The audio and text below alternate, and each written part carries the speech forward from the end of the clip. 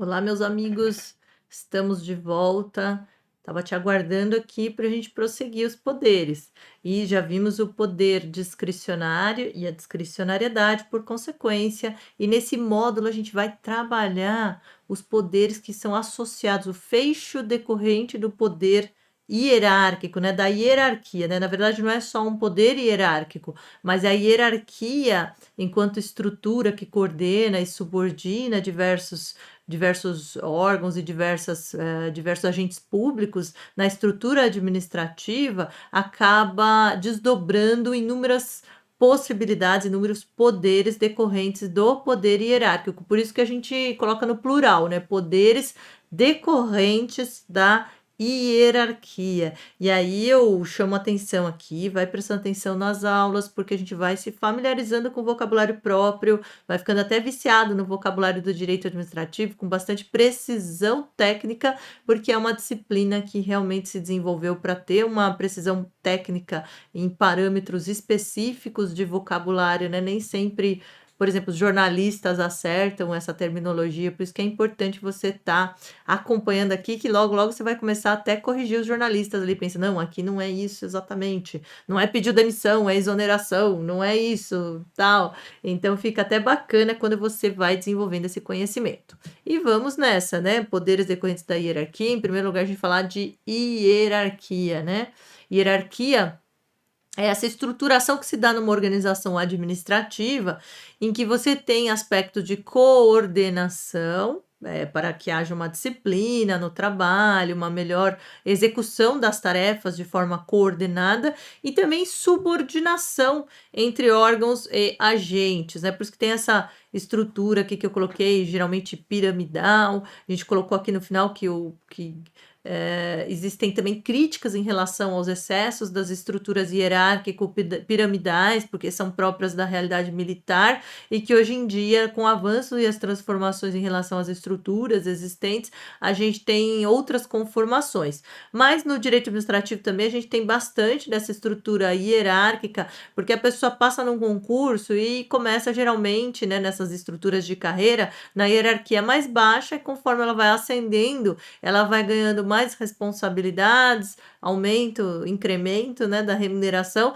e também mais subordinados, que nem sempre é um motivo de tanta alegria, às vezes é um motivo de grande responsabilidade. A gente viu que os poderes vêm associados a deveres também, né? E aí, olha só, a hierarquia é o vínculo da autoridade superior com escalonamento inferior e que é um pouco vertical neste sentido para conferir uma melhor harmonia e uma unidade na atuação, na direção administrativa. A hierarquia se estabelece entre os órgãos na estrutura interna da administração pública. Então, a gente vai ver que a administração direta ela se estrutura em diversos órgãos e esses órgãos se subordinam a uma relação hierárquica dentro dessa estrutura. Por exemplo, diferentemente quando a administração direta cria um ente da administração indireta. Então, quando você tem uma estrutura da administração direta e aí se cria um ente da administração indireta, esse ente da administração indireta, por ter personalidade própria, ele não está submetido a essa escala de hierarquia da administração direta, mas sim tem a sua autonomia para ter a sua estrutura de hierarquia dentro da sua personalidade jurídica, dentro da sua própria estrutura orgânica. Então, sobre esse ente da administração indireta, não recai autotutela, e sim tutela. Você controla só a finalidade, vê se está tudo sendo desenvolvido corretamente conforme as finalidades institucionais. Mas, via de regra, você não pode, o chefe do executivo, querer revisar atos de entes da administração indireta que não estão submetidos a essa hierarquia, apesar de acontecer. Por isso que o ordenamento existe para fazer esse controle, tá? Então, é importante a gente analisar essas questões até para ver os limites e possibilidades de exercício de poder dentro da esfera de hierarquia própria que é daquela entidade. E nós temos a diferença, aqui eu chamo a atenção, né, entre poder hierárquico e disciplinar, porque eles estão relacionados, sem dúvida, né? Você tem o poder hierárquico que mantém a disciplina, mas o poder disciplinar é mais específico e tem uma finalidade muito concreta e específica, né? Porque no cumprimento dessas atribuições que advêm não da vontade do superior hierárquico, mas do ordenamento jurídico dentro das tarefas e funções desdobradas na regra de competência, você tem a sujeição especial e a necessidade justamente do poder disciplinar, que aí, a partir do poder disciplinar, você vai ter todo um regramento e princípios próprios para apurar e impor sanções. Nós vamos ver poder disciplinar, instauração de processo administrativo disciplinar. Então, o poder disciplinar é estudado de forma isolada pelas suas características, apesar de ser associado ao poder hierárquico, não é sinônimo de poder hierárquico. E na estrutura, né, dos poderes, aí nós temos situações em que existe uma hierarquia e relações hierárquicas e outras situações que não existem hierarquia, né? Então, por exemplo, na função legislativa, função de criar as leis, é uma função inovadora da ordem jurídica, né? Existem alguns limites constitucionais, materiais e formais, né? Certos conteúdos você pode só tramitar como lei complementar, outros é possível que tramite como lei ordinária, então são limites formais. Limites materiais são poucos, né? Porque você tem alguns limites em relação a questões que não podem ser alteradas, sequer com proposta de emenda à Constituição, que são as cláusulas pétreas, né?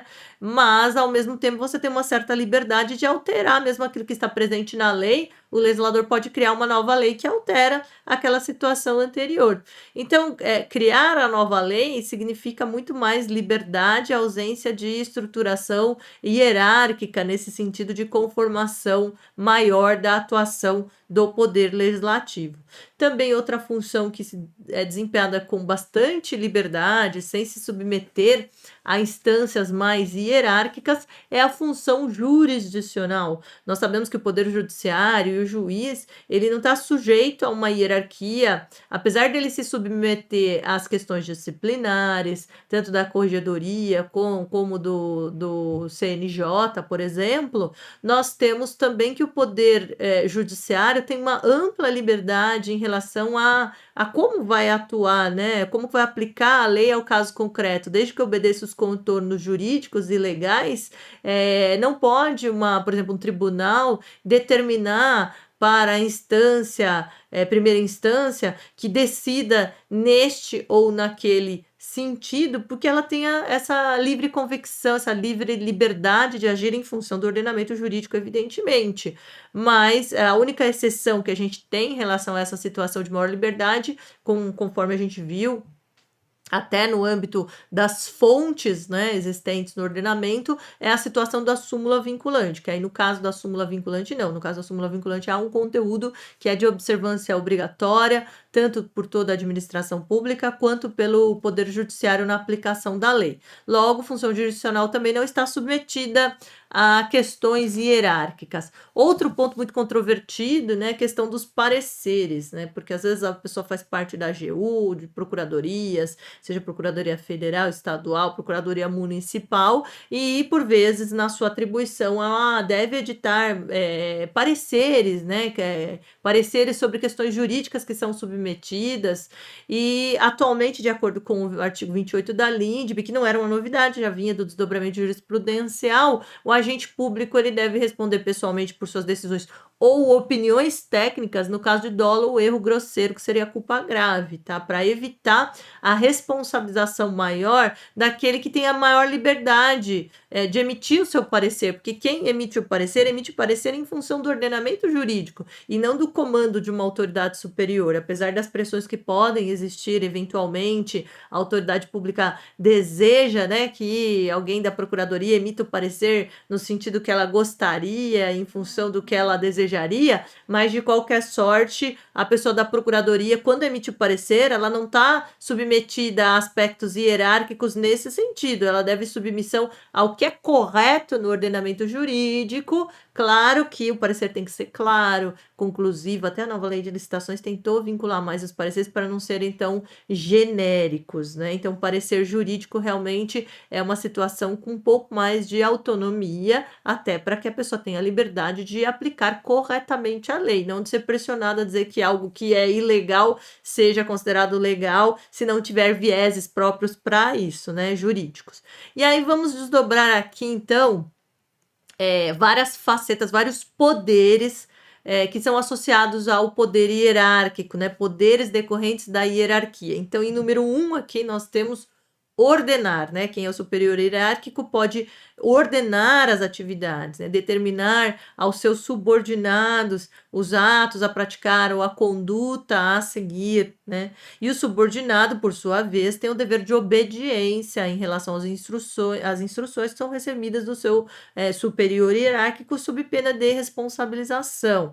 Qual que é o limite de ordenar as atividades? Ora, as ordens emanadas da autoridade competente, ali do superior, elas só serão desrespeitadas se forem manifestamente ilegais, né? E não pode, assim, assina esse cheque aqui para praticar em conjunto um peculato, alguma situação ilegal. Aí o subordinado, ele não é obrigado a aceitar ordens que são manifestamente ilegais, né? Então, é importante aqui o sentido, vou usar aqui da legalidade mais abrangente, né? Ninguém será obrigado a fazer ou deixar de fazer alguma coisa senão em virtude de lei. E no caso do artigo 37 que nós vimos, né? A administração só pode o que a lei permite. Então, aí, no caso de uma ordem manifestamente ilegal, o subordinado deve se recusar realmente a cumprir essa ordem sob pena de responder em conjunto com a autoridade que determinou essa conduta.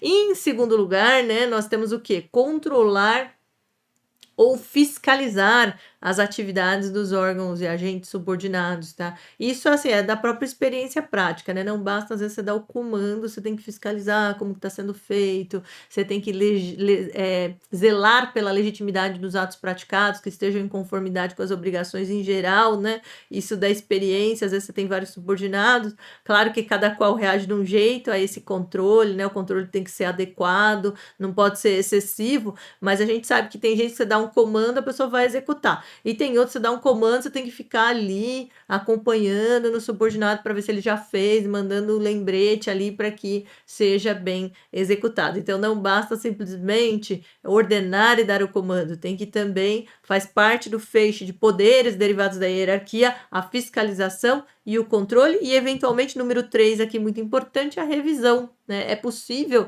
dentro da esfera da chamada autotutela administrativa que decorre da estrutura hierárquica, que o superior hierárquico reveja, faça a revisão do ato editado pelo subordinado. E aí ele vai poder o quê? Ele vai poder anular atos praticados com ilegalidade, ou ele poderá também, de ofício, não precisa nem ser provocado, ele mesmo fazendo essa fiscalização, ele pode revogar atos, porque quando ele entende que são inconvenientes ou inoportunos, ele revoga aqueles atos que são praticados pelo subordinado nas suas atribuições, em que ele faz essa fiscalização da sua atividade, da atividade também dos subordinados, para que seja desempenhada, as atividades, as funções públicas sejam desempenhadas da melhor forma possível, tá? Só que essa revisão hierárquica, isso eu deixei como observação, ela é possível quando o ato não se tornou definitivo para a administração ou não criou direito subjetivo para o particular, porque a gente viu a questão de segurança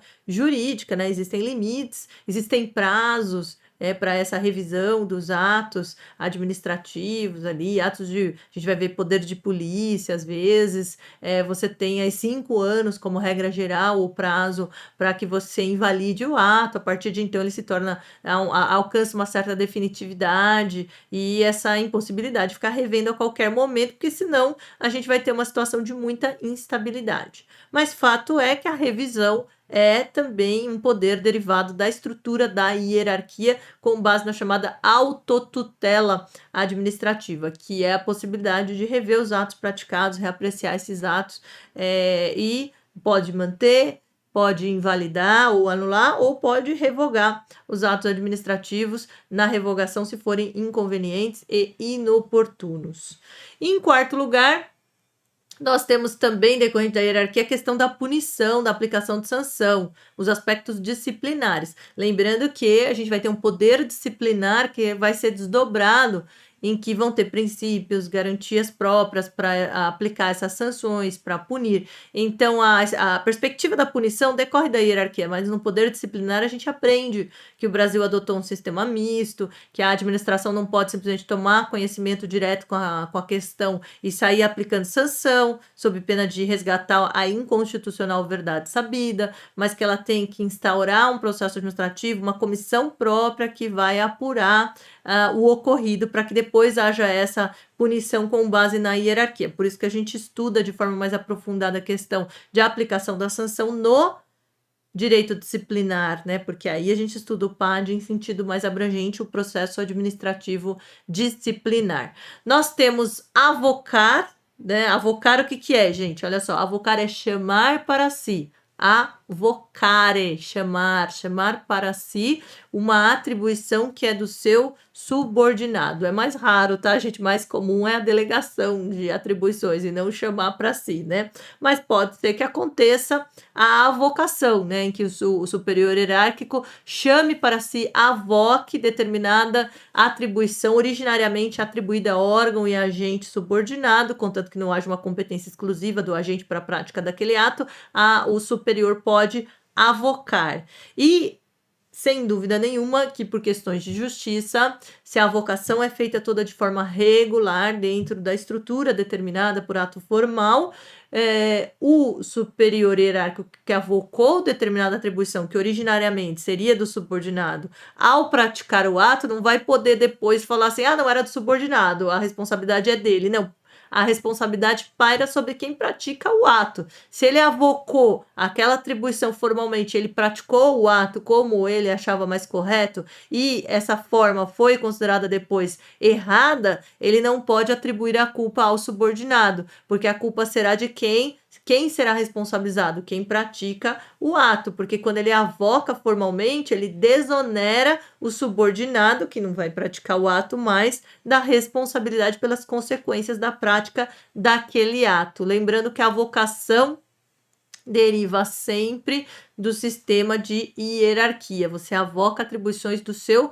subordinado. Agora, o que é mais comum é a delegação, né? Que é praticamente o contrário da avocação. Você delega ao subordinado, não todas as suas atribuições, porque isso o ordenamento não permite, mas o exercício de certas tarefas. Geralmente, quando o superior está muito sobrecarregado, ele acaba delegando atribuições que não sejam privativas, que não sejam exclusivas. Se for de competência exclusiva dele, ele não pode delegar. E aí, quando ele delega essa atribuição, o subordinado não pode recusar essa delegação, tá? Ele é obrigado a aceitar essa delegação recebida, receber e praticar o ato. E se ele desejar delegar também, ou seja, na hipótese de subdelegação, ele só vai poder subdelegar se houver autorização expressa do delegante, tá? Então, ele tem que receber uma atribuição, quer subdelegar, quer passar para o subordinado, vai ter que conversar com o superior e verificar se é possível fazer essa subdelegação, porque às vezes o superior hierárquico quer que ele pratique aquele ato e não que haja uma subdelegação, que ele passe para os demais. E aí, um ponto importante, gente, que diferencia até delegação e avocação são praticamente os movimentos opostos, né? Porque avocar é chamar para si, delegar é repassar as atribuições para o subordinado, o exercício de certas atribuições. Mas, enquanto a avocação decorre sempre do sistema de hierarquia, a delegação pode ser associada ao sistema de hierarquia ou não. Pode ser que haja uma delegação em função de circunstâncias de índole técnica, vai para outro órgão técnico, ainda que não esteja subordinado àquela esfera de atribuições próprias da hierarquia social, econômica, jurídica e territorial, tá? Então, delegação pode ser que derive da hierarquia, mas pode ser que derive de outros fatores, como circunstâncias de índole técnica, social, econômica, jurídica e territorial. Já a vocação sempre decorre do sistema de hierarquia. Por fim, um ponto que eu quero chamar a atenção aqui também no aspecto da delegação é o seguinte: existem assuntos que não podem ser alvo de delegação, conforme o artigo 13 da Lei de Processo Administrativo, em âmbito federal, Lei 9784. Quais são esses assuntos? Edição de atos de caráter normativo, só podem ser pela autoridade competente, não pode ser delegado. Decisão de recurso administrativo, também importante, porque quebraria o sistema, por exemplo, em recursos hierárquicos próprios, quebraria o sistema de hierarquia, porque você entra no mais baixo da hierarquia, normalmente, conforme a 9784. Aí alguém vai lá, te recusa, você indefere o teu pedido, você recorre para a autoridade superior decidir no recurso hierárquico próprio. Se a autoridade superior delegasse, voltaria para aquele que te denegou, né? Então, você não pode delegar decisão de recurso administrativo em âmbito da administração pública, conforme o artigo 13 da 9784. E também matérias de competência exclusiva, a gente chamou atenção desde o começo que, se é exclusivo, não pode ser delegado. E, por fim, outro poder decorrente da esfera da hierarquia é de editar atos normativos internos para regular o serviço, né? Então, resoluções, portarias, instruções, ordens de serviços, que obrigam aqueles que são subordinados a determinada chefia que expede esses atos normativos para o melhor cumprimento dos serviços. Então, aí seria uma instância própria, decorrente do sistema da hierarquia, inclusive indelegável, né, para o subordinado. Então, essas seriam as facetas ali, os desdobramentos de poderes decorrentes da hierarquia, né? Às vezes em testes as pessoas perguntam, desdobrando, se sabem se faz parte da hierarquia ou do poder hierárquico, que você tem que lembrar desses 7 poderes ali que derivam da hierarquia, né? Que são ordenar, fiscalizar ou controlar, rever, a questão de delegar, avocar, editar atos normativos internos, punir, né? Tudo isso seria decorrente da esfera de hierarquia, para a gente fixar bem o conteúdo da matéria. E eu já te espero aqui no próximo. A gente vai ver poder disciplinar, poder normativo, para depois a gente analisar no outro módulo, no último módulo, poder de polícia. Então, acompanhe com atenção e depois nós temos também os testes para fixação do conteúdo da matéria.